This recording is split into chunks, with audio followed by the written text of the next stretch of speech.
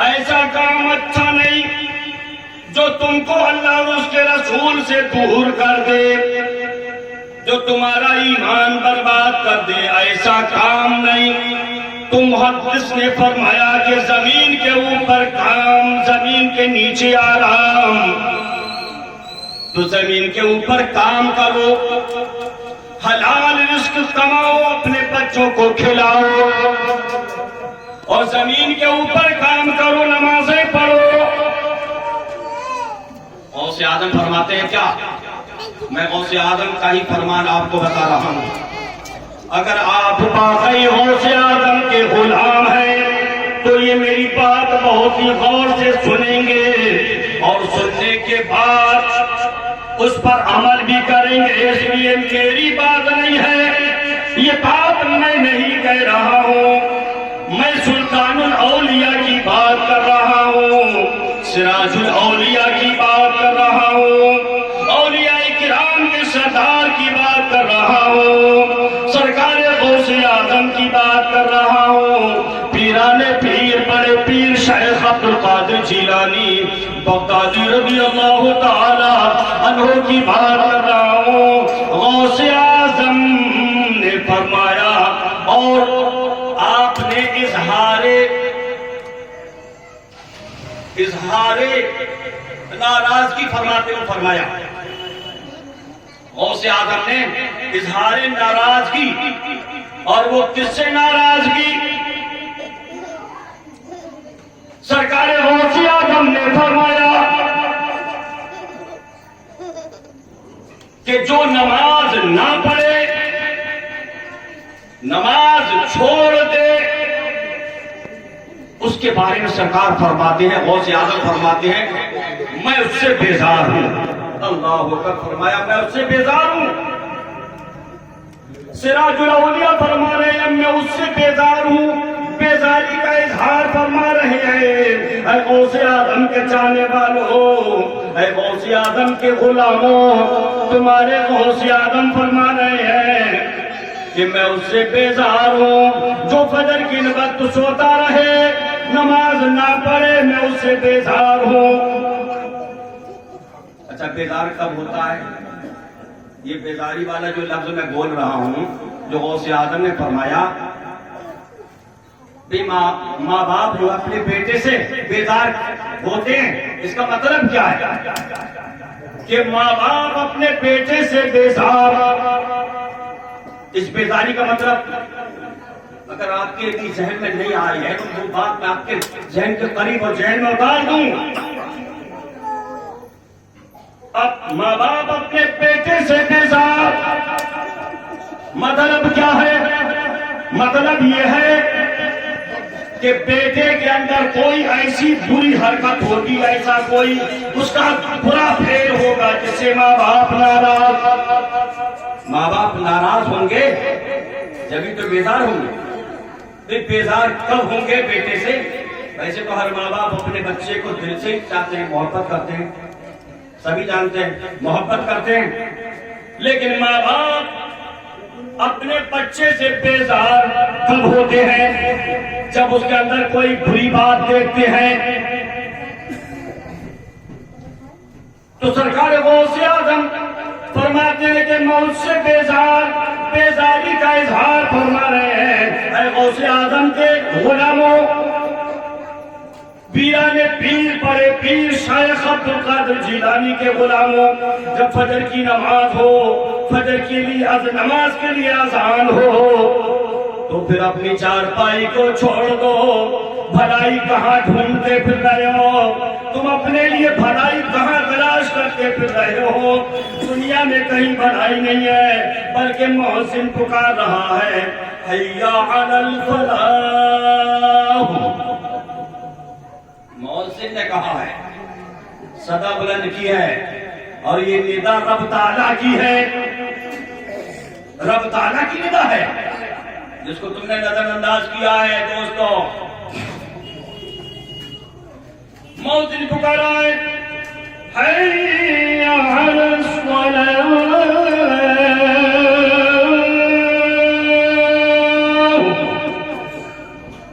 آؤ طرف نماز کا۔ نماز کی طرف آئیے. اور آگے مؤذن نے پکارا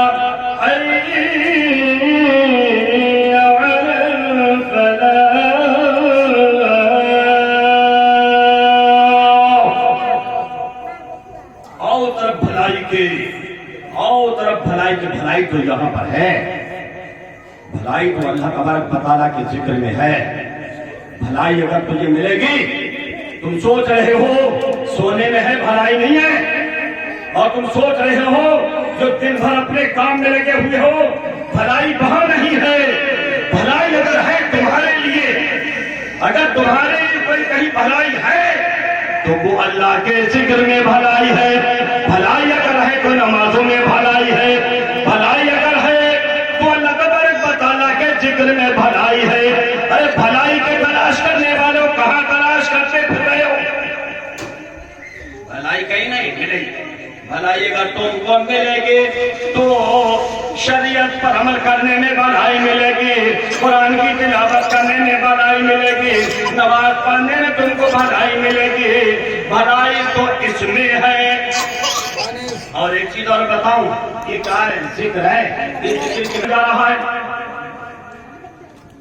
یہاں پر اگر کوئی عبد الرحمان ہوتا میں اس کو نہیں کر رہا ہوں، میرا نشانہ بولے گے یہاں پر کوئی عبد الرحمان، مجھے نام پتہ نہیں ہے کسی کا نام کوئی عبد الرحمان نہ ہو. بہرحال میں ایک مثال دینے کے لیے، آپ کو سمجھانے کے لیے مثال دے رہا ہوں. مثال کے طور پر اگر کوئی جا رہا ہے عبد الرحمان کو کہہ رہے وہ عبد الرحمان جا رہا ہے. اگر چارپائی پر بیٹھا ہے تو عبد الرحمان بیٹھا ہے، اور وہ چارپائی پر لیٹا ہوا سو رہا ہے تو عبد الرحمان سو رہا ہے.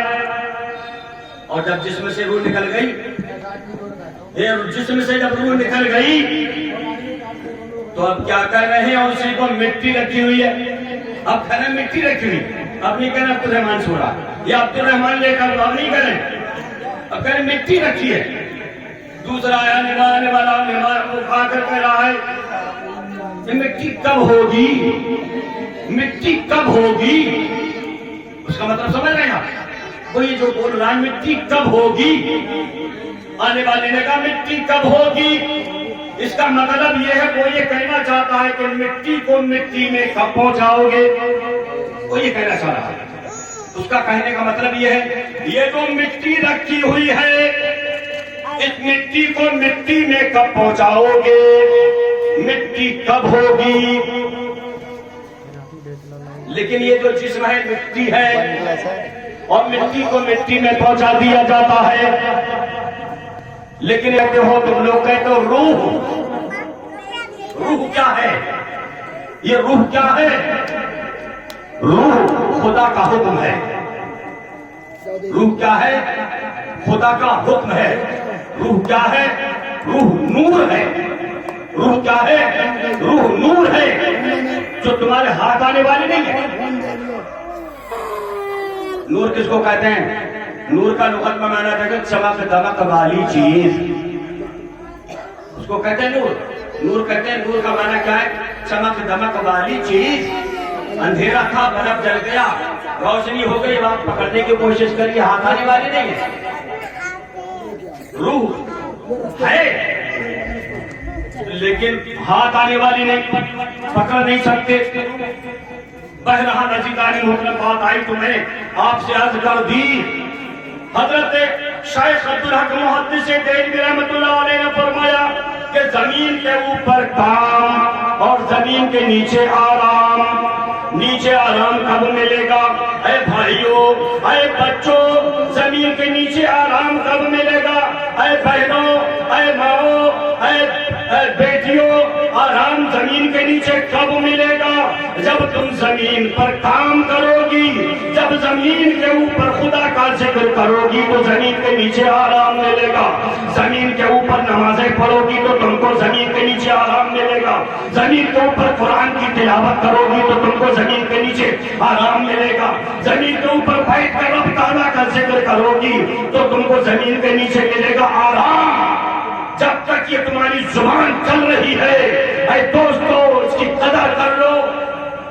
نہیں تو ہم نے اتنی بار ایسا بھی دیکھا ہے، بڑا تگڑا تندرست ابھی بیٹھا ہوا تھا، باتیں کر رہا تھا ہم سے، ہم سے ملاحظہ تھا. ذرا سی دیر میں ہمارے پاس خبر آئی کہ قاری صاحب چلو تو کوئی ایسی آیت پڑھ دو کہ ان کو شفا ہو جائے. میں نے پوچھا کیا ہوا؟ اور ابھی تو وہ میں نے ان کو جاتے ہوئے دیکھا, میری ملاقات ہوئی تھی. قاری صاحب ان کا آدھا دھڑ کام نہیں کر رہا ہے, ان کی زبان نہیں کام کر رہی, زبان بند ہو گئی, زبان بند ہو گئی. میں حیران رہ گیا کہ ابھی اچھا خاصا تھا, تگڑا تھا, تندرست تھا, بیمار نہیں تھا. اتنی سی دیر میں ایک ہاتھ کام نہیں کر رہا ہے, ایک پیر کام نہیں کر رہا ہے.